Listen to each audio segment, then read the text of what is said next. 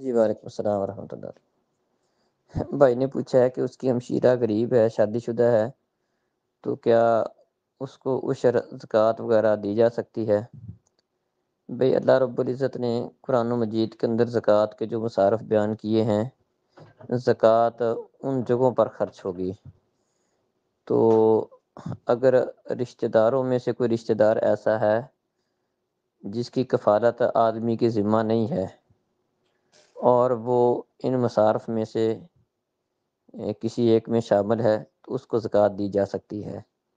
تو چونکہ اے، آپ کی ہمشیرہ شادی شدہ ہے اور اب آپ کے ذمے اس کی کفالت نہیں ہے، اس کی کفالت اس کے خاوند کے ذمہ ہے، تو وہ غریب ہے تو آپ اس کو زکوٰۃ دے سکتے ہیں، اس میں انشاءاللہ کوئی حرج والی بات نہیں ہے۔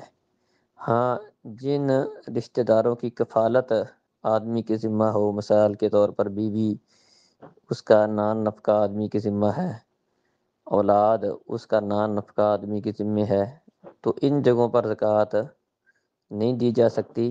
وہاں ان کا خرچہ پورا کرنا زکوٰۃ کے علاوہ اس کی ذمہ داری ہے۔ تو جن جگہوں پر یا جن کے لیے خرچ کرنا اس کے ذمے نہیں ہے، تو وہاں انشاءاللہ زکوٰۃ دی جا سکتی ہے۔